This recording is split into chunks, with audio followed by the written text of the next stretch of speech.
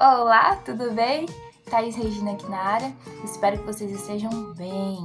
Bom, no vídeo de hoje eu vou falar um pouquinho dos maiores desafios dos educadores sociais no início do ano, né? E como passar, né, e planejar bem por esses desafios e preparar o seu plano de ação, né, o seu plano de trabalho para 2024 de uma forma simples, de uma forma objetiva, mas de uma forma também que seja proveitosa.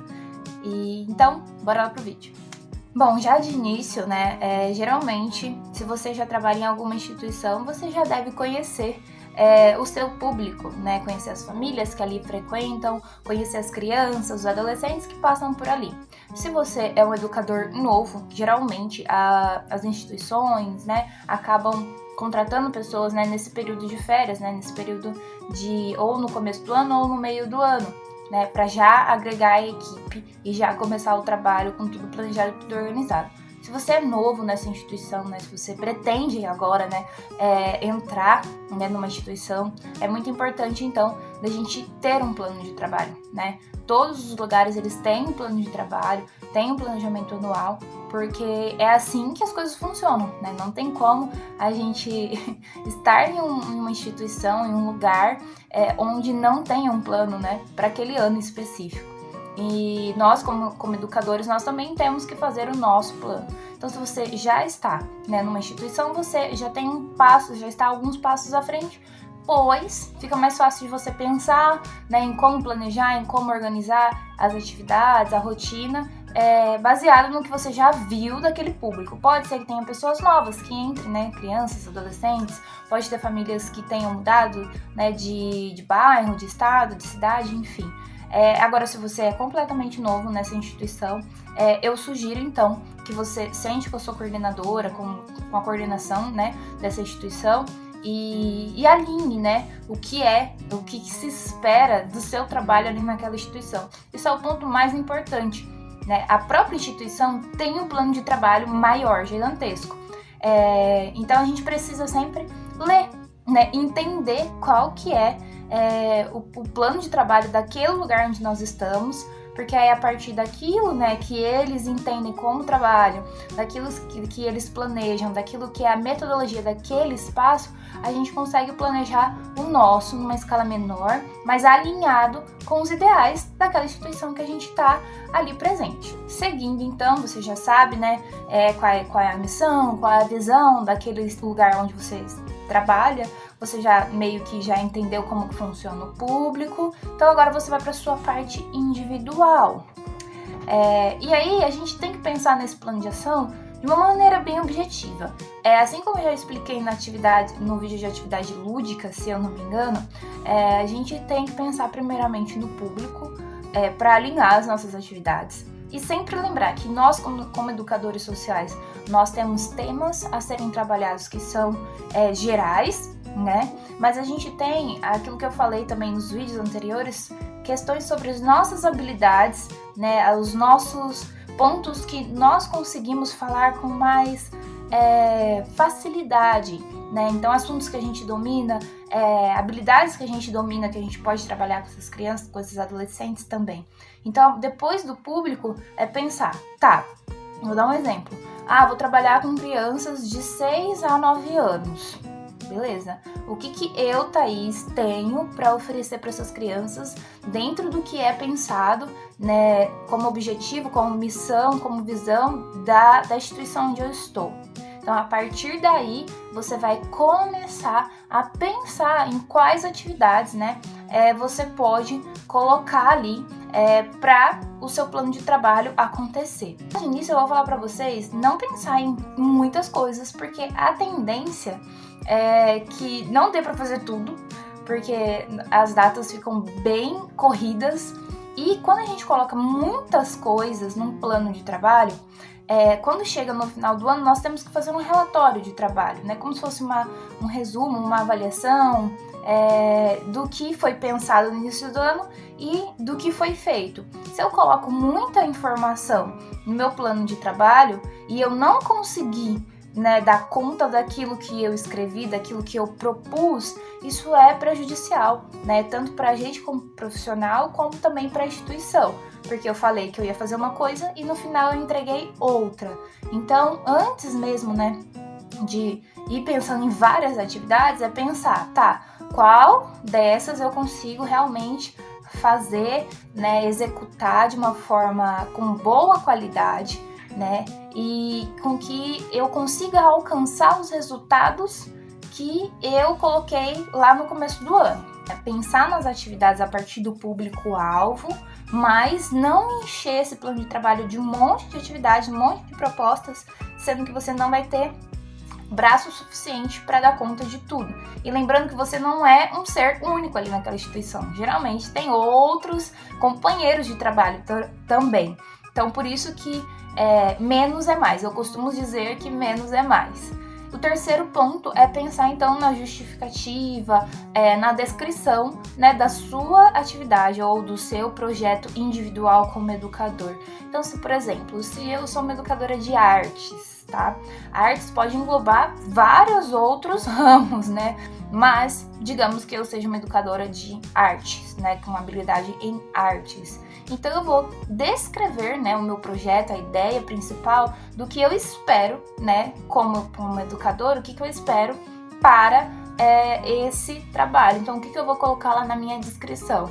Eu vou colocar que a arte, o que ela proporciona, o que ela favorece, né? Como que ela pode ajudar no desenvolvimento, seja do convívio social, seja da participação, seja no direito de ser, ou como que a arte pode ajudar, né? Pode ser uma ferramenta de transformação social, como que a arte ela pode, né, promover situações de prevenção de violências. Então, nessa parte da descrição, eu vou colocar mais ou menos ali, né, não precisa ser um textão, mas mais ou menos ali como que a minha atividade, né, ela pode ser um instrumento de transformação, ela vai ser uma das áreas ali que pode trazer, além do conhecimento, trazer informação e transformação na vida daquelas pessoas que passam, né, que vão participar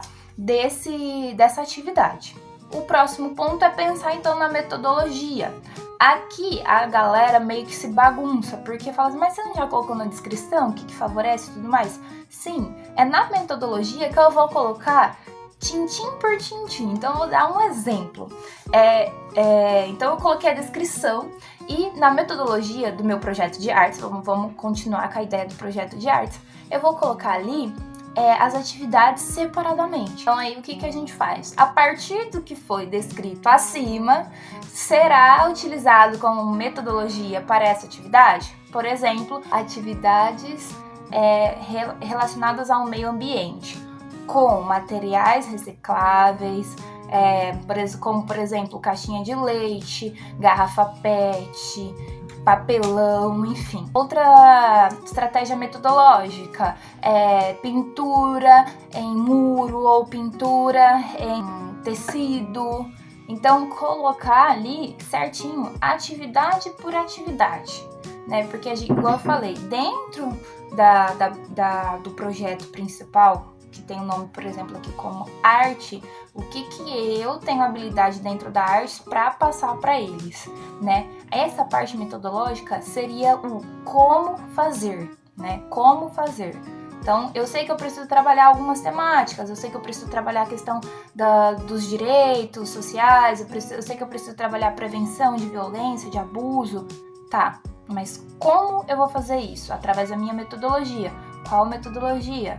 A pintura, o reciclável, produção de exposição de alguma coisa, ou através também de rodas de conversa, através de exposição de vídeos, através de uma mobilização com o grupo. Então é ali que eu vou colocar um pouquinho mais detalhadamente do que eu pretendo fazer com o grupo. Ali é o como fazer. E por fim, a gente precisa também pensar nos recursos, né? Nos recursos e, querendo ou não, no cronograma. A gente fala cronograma, mas o cronograma seria pensar, então, o que vem primeiro, o que vem no meio, o que vem depois, né? Colocar em ordem de acontecimentos. E os recursos é o que você acha que você vai precisar de material, de espaço, de recursos mesmo, né? Da instituição ou fora da instituição, para conseguir realizar, né? Para pôr esse projeto em prática. Após isso, né, você já colocou na ordem certinho, né, desde o público-alvo até a descrição do seu projeto, a estratégia metodológica que você vai utilizar, o cronograma e os recursos, eu acho interessante você fazer uma devolutiva, né, apresentar isso para o seu coordenador, enfim, a pessoa que coordena ali aquele espaço, para a pessoa também ler, para a pessoa ver se está de acordo, né, com a instituição, o que ela pensa, o que ela espera. E após isso, se for necessário, você faz as suas correções, né, você mexe no que tem que mexer, muda o que tem que mudar.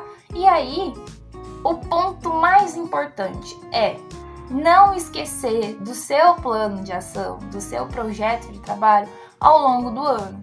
Porque assim, na minha experiência de 9 anos como educadora, várias vezes chegava ali em meados de abril, maio, eu já não lembrava mais do que eu tinha escrito, o meu objetivo, o que eu queria fazer. E isso é um dos erros assim mais principais que acontecem, né, com nós educadores, é se perder no meio do caminho, por não ter esse acompanhamento, por não ter esse zelo mesmo daquilo que, eu falei que eu ia fazer, eu preciso fazer. Então, continue acompanhando o seu plano, aquilo que você escreveu, para você também ver se está dando certo, se não está dando certo, se está tendo resultado ou não.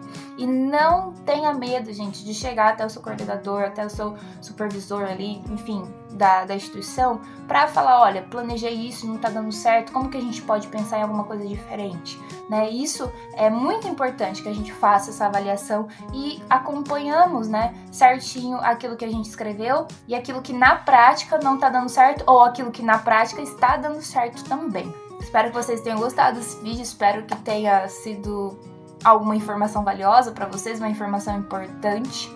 E qualquer coisa, pode deixar aqui nos comentários que eu tô sempre por aqui vendo. Beijo, um abraço.